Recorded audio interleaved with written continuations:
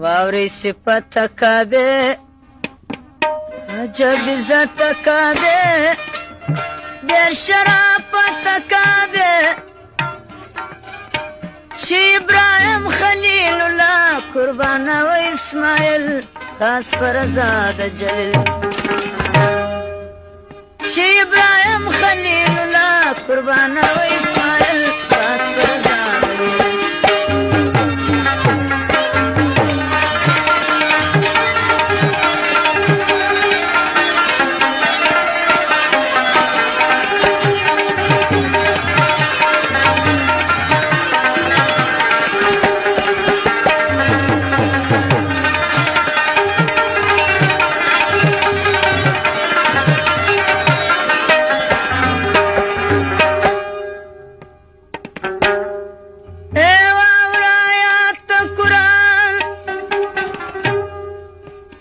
قرآن عظیم شان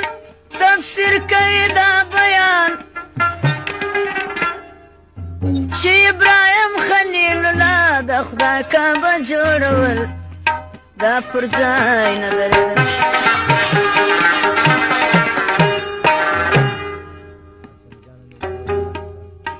پکښې حکمت بې حساب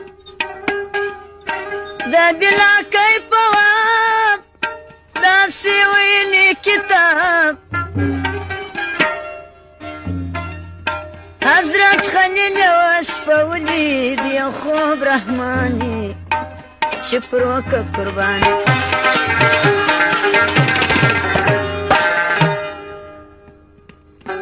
سهار چې کښېناست بلال رضا ته د ذوالجلال د ډېرو شان کړه لال بیا یې دوهمه شپه هم خوب ولیدی په هغه شان بیا یې لال کړه وشان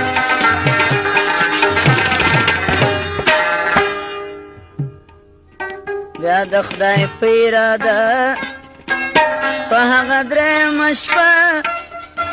درېیم خوب ولیدی ده چې قرباني که اسماعیل د معظمې کعبې د مکرمې کعبې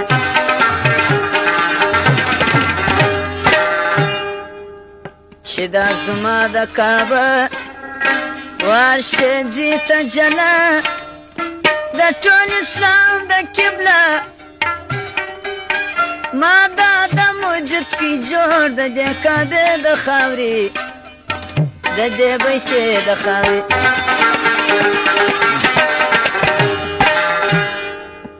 فرشتې دار شازم ورته راځي په تعظیم د دې اسراف ته تسلیم کشتي د نوح علیه السلام چې پر اوبو ګرځېدل د دې طواف ته راتلل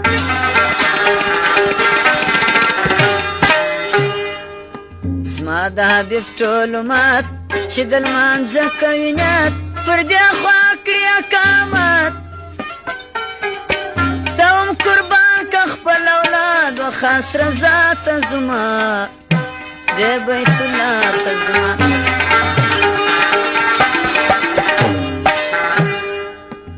خلیل چې سو خبردار پامر د کردګار بې شانه و رضادار ومورته کړل د اسماعیل نه د ورژغرې بري چې د سینګار ته خپل ځي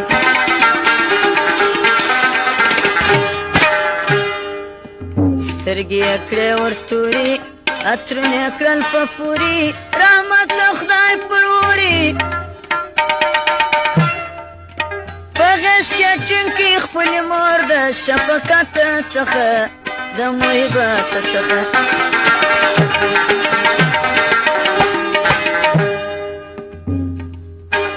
مور یې ویل دا رقم ورځه پر خدای دې سپارم لباس یې ټول کړي ورسم ای ټول فرشتو وایه رحمت پرې کتا د خلیل خاص فرزاد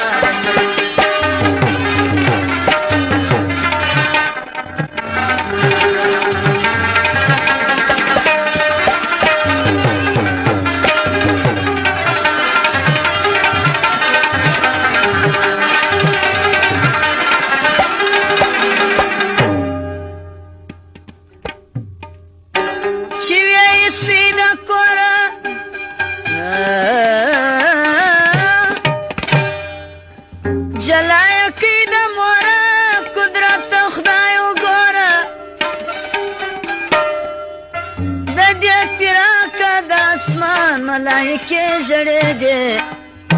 ټول فرشتې ژړېدې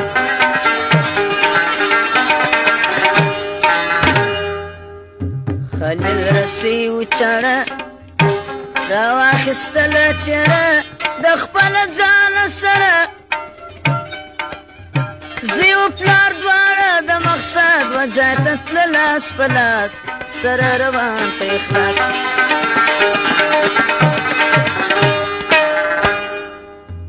ژړل زمین و اسمان په ژړا و ټول مرغان غرونه په غم ولړزان مور یې یوازې کور و پاته ورته راغی ابلیس هغه مختوره خبیث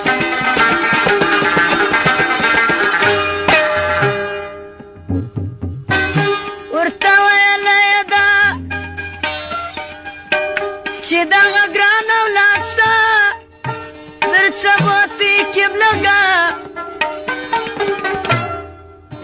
دی بالال کې ما خبره کړه راوې ګرځوه ژر څه پښېمانه سته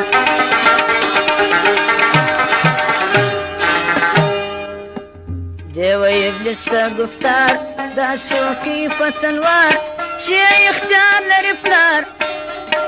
حکم د رب العالمین دی وایه ستا یې په څه دی نه مخکې تور ابلیس چې وشرمېدی نبي زاده ته راغی په لار کې ودرېدی په پسته ژبه او په نکر ورته ګډ سو وول نبي زاده ته ویل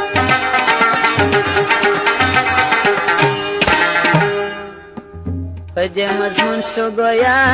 چې ته خبرې کیا زه درته وایم رښتیا لار دې وستا لالوي چې لیدلې دي خواب راوګرځه په شتا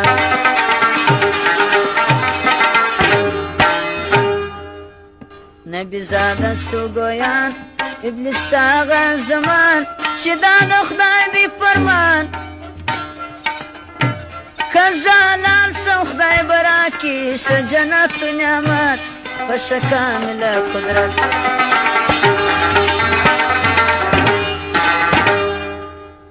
دا نه حقه اندېښنه په زړه کې نه پرېږدم زه ورک سلی نه ولاړ شه ابلیس ړانده و بېنوا سو پر ځای پاته خیجل اسماعیل و پلار ته ویل